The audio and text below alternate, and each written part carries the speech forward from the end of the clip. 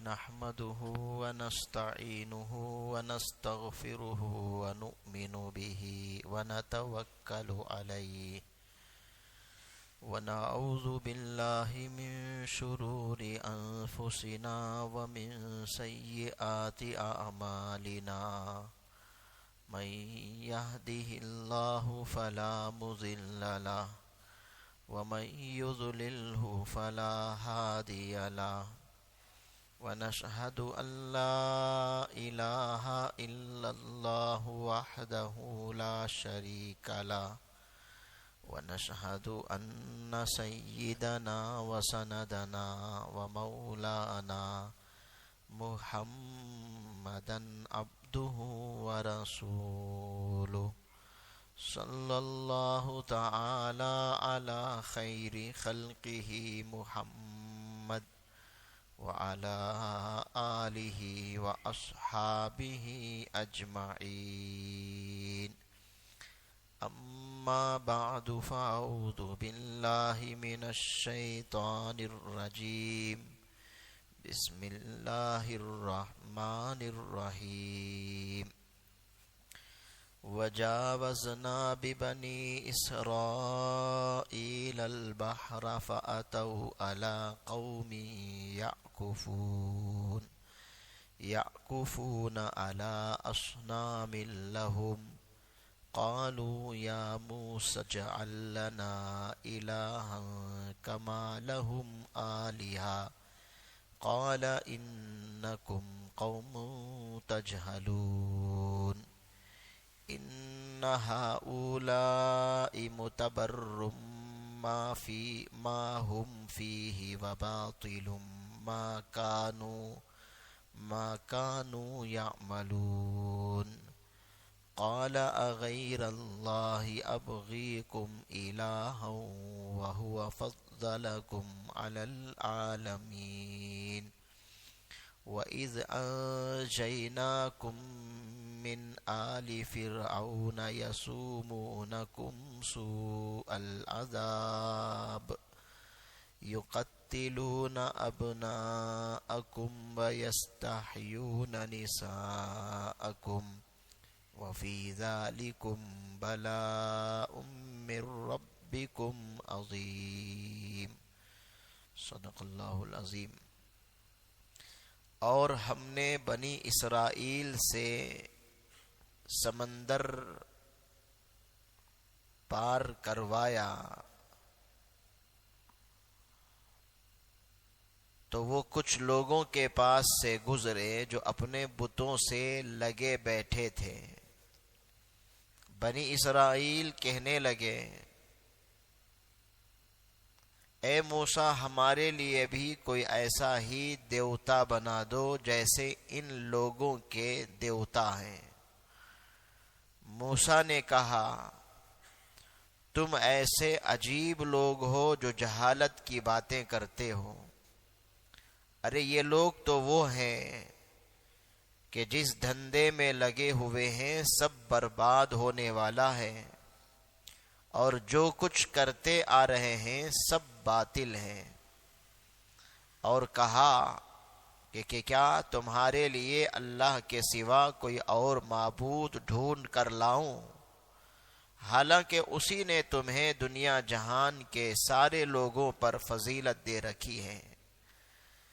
اور یاد کرو کہ ہم نے تمہیں فرعون کے لوگوں سے بچایا ہے جو تمہیں بدترین تکلیفیں پہنچاتے تھے، تمہارے بیٹوں کو قتل کر ڈالتے تھے اور تمہاری عورتوں کو زندہ چھوڑ دیتے تھے، اور اس میں تمہارے رب کی طرف سے بڑی آزمائش ہے۔ بزرگان محترم، برادران اسلام، عزیز دوستو، سورہ اعراف کی تفسیر کا سلسلہ بہت مہینوں سے چلا آ رہا ہے۔ اس میں اللہ تعالیٰ نے بے شمار مضمون کو کھول کھول کر کے بیان فرمایا، کئی نبیوں کے قصے بھی اللہ تعالیٰ نے بیان فرمائے کہ نبیوں نے اپنی قوم کو اللہ کی طرف دعوت دی تو قوم نے جھٹلایا تو ان کا جو حشر ہوا اللہ نے وہ بھی واضح فرمایا۔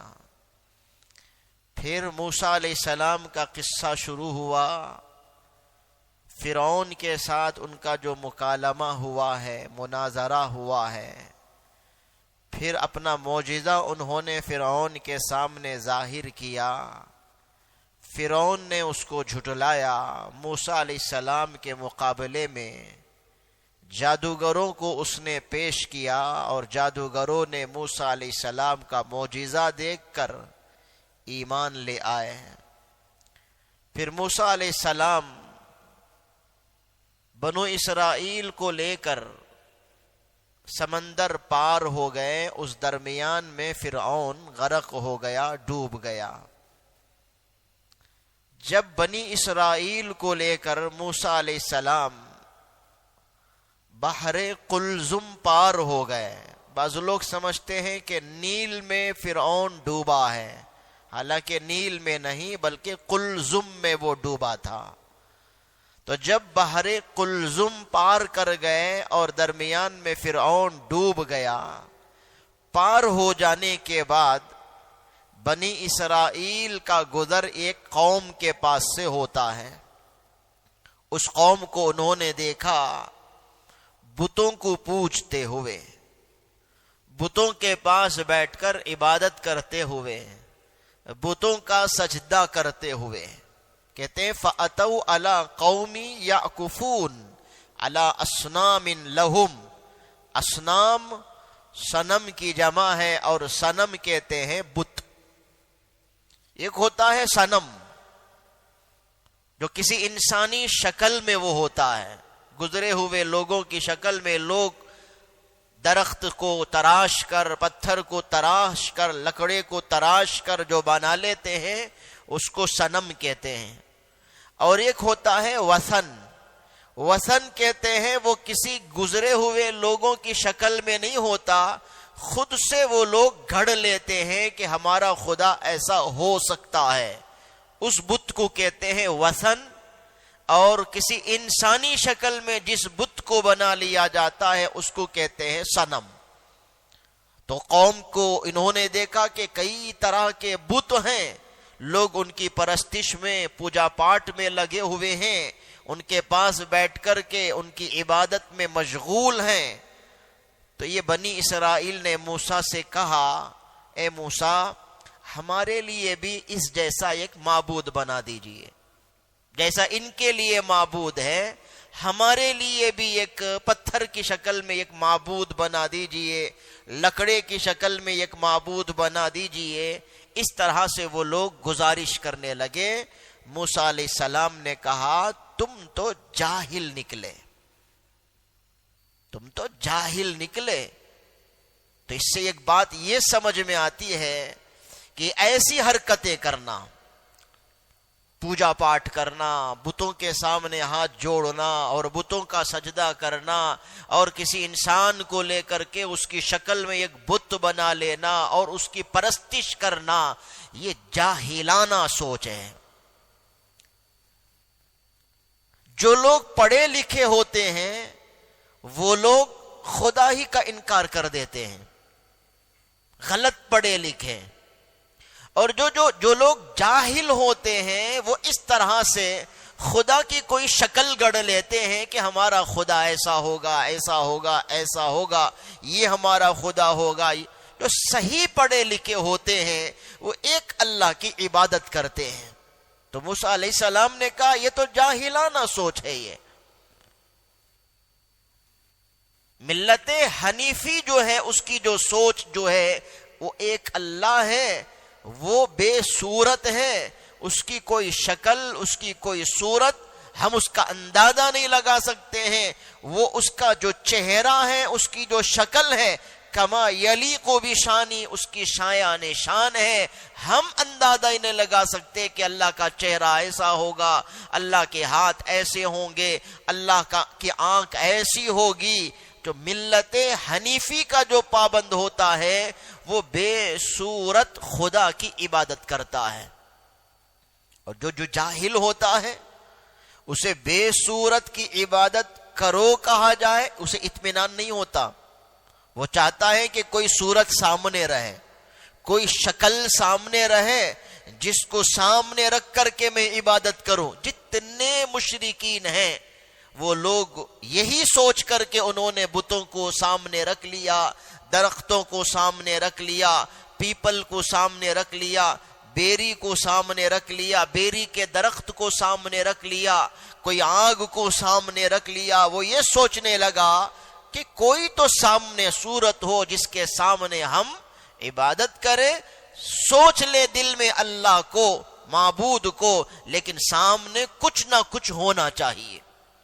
یہ لوگ کون ہوتے ہیں؟ جو جاہل ہوتے ہیں، گنوار ہوتے ہیں، ان پڑھ ہوتے ہیں. آج بھی مسلمانوں میں کتنے وہ لوگ جو حضرت حسین کا تعزیہ بناتے ہیں جاہلانہ سوچ کی وجہ سے.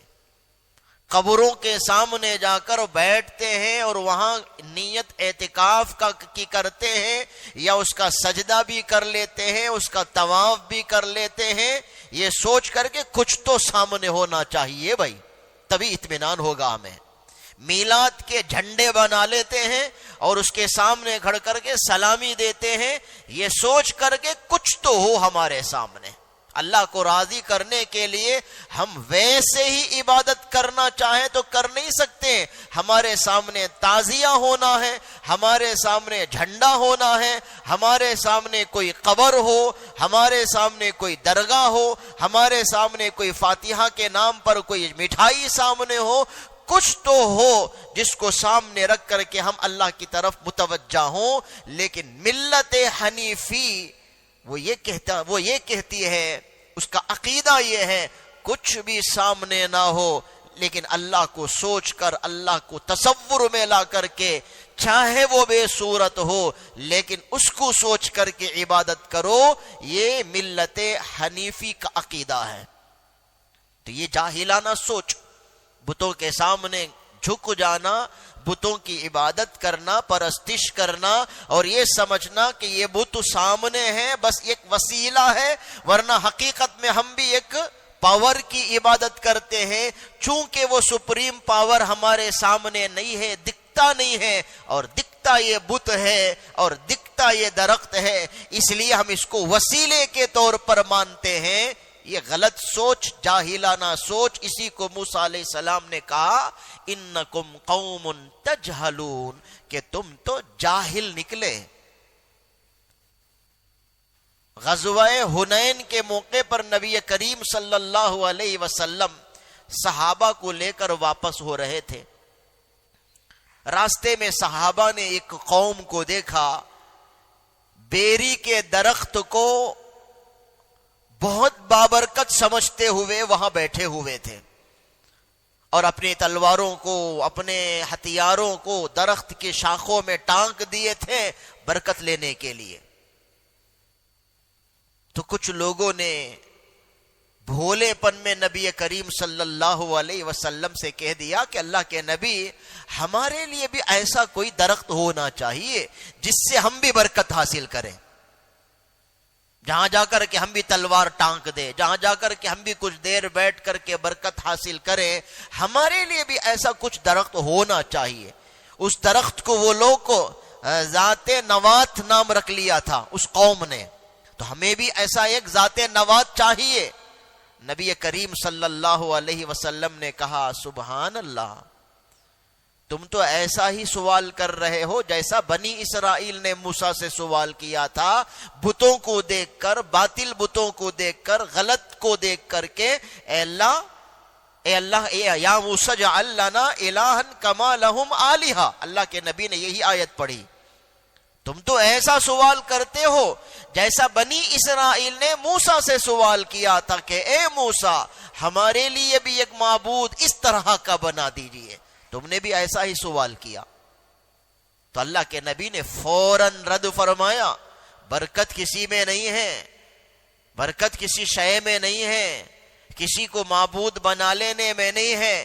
ایک اللہ کو چھوڑ کر کسی کی عبادت کرنا جائز نہیں ہے. ایک اللہ کے علاوہ کسی کے سامنے سجدہ کرنا، کسی کو معبود مان لینا، کسی کو مسجود مان لینا، کسی سے سوال کرنا، کسی سے مدد چاہنا، یہ جائز نہیں ہے۔ ایاک نعبد ہم نے پڑھا ہے، و ایاک نستعین ہم کہتے ہیں، صرف ایک اللہ کی عبادت، صرف ایک اللہ سے استعانت، کسی اور سے نہ سوال، کسی اور سے نہ مدد چاہنا۔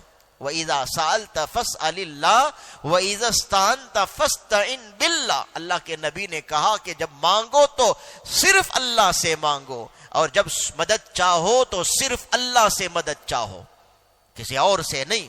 یہ سب جاہلانہ سوچ ہے، غلط نظریہ ہے، توحید کے بالکل خلاف ہے۔ پھر آگے اللہ تعالیٰ کہتے ہیں موسیٰ علیہ السلام نے جو کہا ان کو، ان ہؤلاء متبرم ما ہم فیہ، تم جو سمجھتے ہو ایسے ایسے بت ہونا چاہیے ہمارے لیے بھی، سن لو ایک بات، یہ سب برباد ہونے والے ہیں، یہ سب برباد ہونے والے ہیں۔ جو یہ کام کرتے ہیں ان کی یہ کمائی بالکل غلط ہے، بالکل باطل ہے۔ اس لیے مسلمان ایسی حرکت نہیں کر سکتا۔ مسلمان اللہ کو چھوڑ کر کسی اور کی پرستش، کسی اور کی عبادت نہیں کر سکتا۔ پھر صاف لفظوں میں موسیٰ علیہ السلام نے کہا، اغیر اللہ ابغیکم الہا، اللہ کے سوا کسی اور کو میں عبادت کرنے کے لیے تلاش کر کے لاؤں اللہ کو چھوڑ کر؟ یہ ہو نہیں سکتا ہے۔ سوچو، وَهُوَ فَضَّلَكُمْ، اسی اللہ نے تمہیں فضیلت بخشی ہے۔ اللہ کی نعمتوں کو یاد کرو، اللہ کے انعامات کو یاد کرو، اللہ نے تمہیں انعامات سے نوازا ہے۔ اللہ کو چھوڑ کر ایسے بتوں کی عبادت کرنا کہاں جائز ہو سکتا ہے؟ اللہ کو چھوڑ کر جھنڈوں کا سجدہ کرنا، اللہ کو چھوڑ کر قبروں کا سجدہ کرنا، اللہ کو چھوڑ کر تعزیے کا سجدہ کرنا، اللہ کو چھوڑ کر کسی بابا کا سجدہ کرنا، کسی پیر فقیر کا سجدہ کرنا جائز کہاں ہو سکتا ہے؟ جس اللہ نے انعام سے نوازا اسی ایک اللہ کی عبادت، یہ اسلام کی تعلیم ہے، یہ اسلام سکھاتا ہے۔ پھر موسیٰ علیہ السلام نے، اللہ تعالیٰ نے بنی اسرائیل پر جو نعمتیں ہوئی ان نعمتوں کو گنوایا، شمار کیا۔ یاد کرو، اللہ کی نعمتوں میں سے ایک نعمت کیا تھی؟ تمہیں فرعون سے اللہ نے نجات دی، وہ فرعون جو تمہیں عذاب کا مزہ چکھاتا تھا۔ کیسا عذاب دیتا تھا؟ تمہارے بیٹوں کو قتل کرتا تھا، تمہاری عورتوں کو چھوڑ دیتا تھا، تمہارے سامنے تمہارے بیٹوں کو ذبح کرتا تھا، ایسا ظلم کرتا تھا۔ اس فرعون سے تمہیں نجات دیا ہے، کیا معمولی نعمت ہے یہ کوئی معمولی نعمت ہے، بڑی نعمت ہے۔ یہ نعمت کیوں دی اللہ نے؟ آزمانے کے لیے کہ نعمت مل جانے کے بعد، راحت اور سکون مل جانے کے بعد، آیا یہ باقی رہتا ہے شکر پر یا پھر باغی بنتا ہے، یہ دیکھنے کے لیے۔ وَفِي ذَلِكُمْ بَلَاءٌ مِّن رَبِّكُمْ عَظِيمٌ، یہاں بھی ایک ہمیں سبق ملتا ہے۔ نعمتیں جو اللہ کی طرف سے ملتی ہیں وہ کس لیے؟ آزمائش۔ بنی اسرائیل کو اللہ نے نعمت دی، عذاب سے بچایا، فرعون کے ظلم سے بچایا، بچانا بھی ایک آزمائش ہے۔ اللہ نے ہمیں بھی بے شمار نعمتوں سے نوازا ہے، وہ نعمتیں کس لیے؟ آزمائش۔ نعمت ملنے کے بعد آیا بندہ شکر کرتا ہے یا باغی بن جاتا ہے؟ آج افسوس کی بات یہی ہے کہ ہم لوگ اللہ کی بے شمار نعمتوں سے فائدہ اٹھاتے ہیں، لیکن عابد بننے کے بجائے باغی بن جاتے ہیں، بغاوت کرتے ہیں، اللہ کے حکموں کو توڑتے ہیں، اللہ کے حکموں کو پامال کرتے ہیں، سنت کی خلاف ورزی کرتے ہیں، اخلاق سے گرے ہوئے کام ہم کر لیتے ہیں۔ اس لیے ہمیں چاہیے کہ ہم کو سنبھل کر رہنا ہوگا۔ دعا کرے اللہ تعالی ہمیں فہم سلیم نصیب فرمائے۔ وآخر دعوانا ان الحمد للہ رب العالمین۔ لك الحمد يا الله، اللهم صل على سيدنا مولانا محمد وبارك وسلم عليه۔ ربنا آتنا في الدنيا حسنة وفي الآخرة حسنة وقنا عذاب النار۔ يا أحد الصمد الذي لم يلد ولم يولد ولم يكن له كفوا أحد۔ سبحان ربك رب العزة عما يصفون وسلام على المرسلين والحمد لله.